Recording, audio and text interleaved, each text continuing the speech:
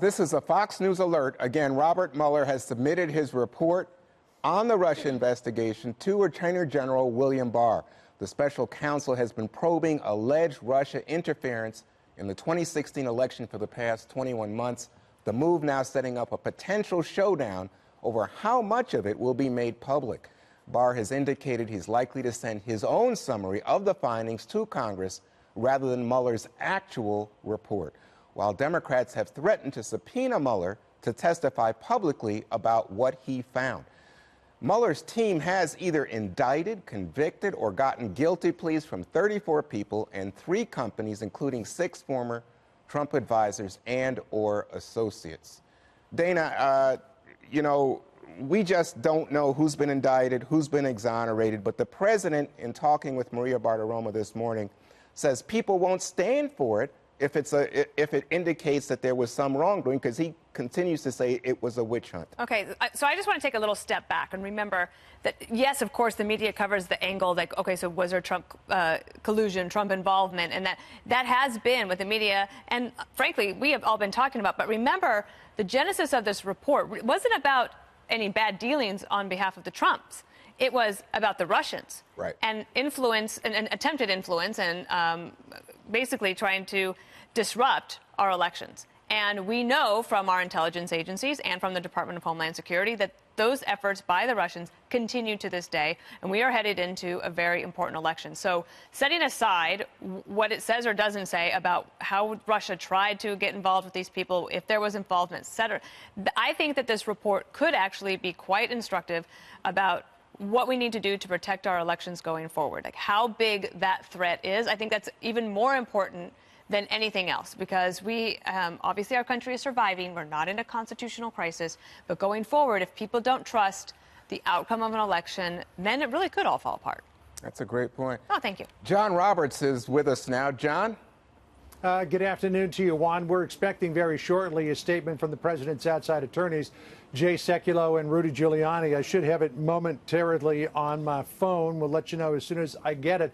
Earlier this morning, the president said he had no idea. He was in the dark like the rest of us about when this report might come out, but he did his best as he was leaving for Mar-a-Lago this morning to discredit the Mueller investigation yet again, and whatever the contents of the report might be, again saying that there was no collusion and that there was a witch hunt. Now, we do not know exactly what the process is going to be from here on. We do know that the special counsel's office has delivered this, as it has to by statute, to the Attorney General. The Attorney General will now review it and decide what will be sent to Congress, if anything will be sent to Congress, and what might be made public, if anything will be made public. Barr said during his confirmation hearings that he would do his best to make as much of the report public as he possibly could. There's also a potential here for the White House to get involved.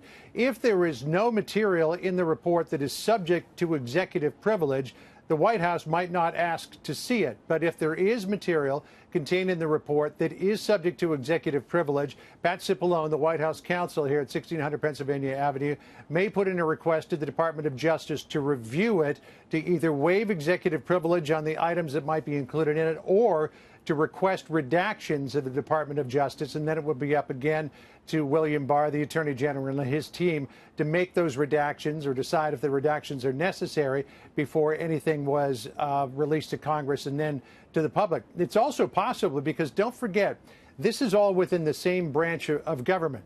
The Office of the Special Counsel is appointed by the Department of Justice, which is part of the administration. So this is all under Article 2 of the Constitution, and it would be within the president's purview and his authorization to request to see this report before it goes to Congress. I'm told that that's probably the least likely scenario, but for now, this is in the hands of the Attorney General, and we'll see what William Barr decides to do with it. The president said this morning that he has full faith in the Attorney General and that he believes that he will make the right decision on what to do next. Juan? John Roberts at the White House. John, thank you very much. Again, to recap for those of you just joining, the Robert Mueller report has been submitted to the Department of Justice. It's now in the hands of Attorney General William Barr. Now we're joined by Catherine Herridge in our Washington bureau. Catherine? All right, just in a few minutes, Juan, I'm going to head down to the Justice Department, but we've got some information about kind of the tick-tock of events over the last hour. We have confirmed that a letter was sent to the chairman and ranking members of the Senate and House Judiciary Committees notifying them that the special counsel Robert Mueller investigation was completed. Let me just read for a second from that text. It says, quote, Special Counsel Robert Mueller III has concluded his investigation of Russian interference. But this is the important part. Attorney General William Barr says, quote, he may be in a position to advise you, the committees, of the special counsel's principal conclusions as soon as this weekend. So this is the first time that we've had an indication that the Attorney General may be able to move very quickly in terms of releasing some information and the findings to Congress. What's not in the letter so far that we've seen is a timetable for a public release. This whole process now will be governed by something called 28 CFR 600. That's the Code of Federal Regulations.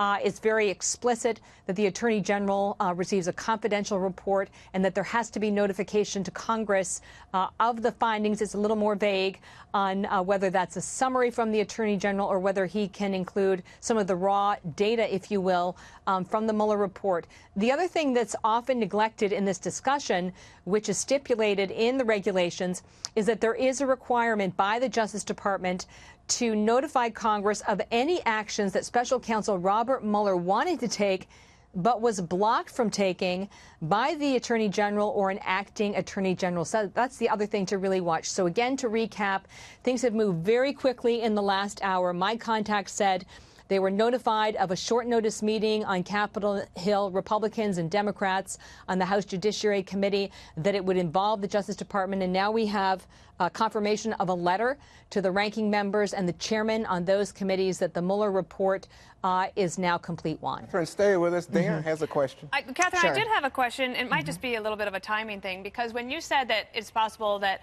the Attorney General could, as soon as this weekend, release something, a couple of weeks ago, there were rumors that this report had been delivered to the Attorney General.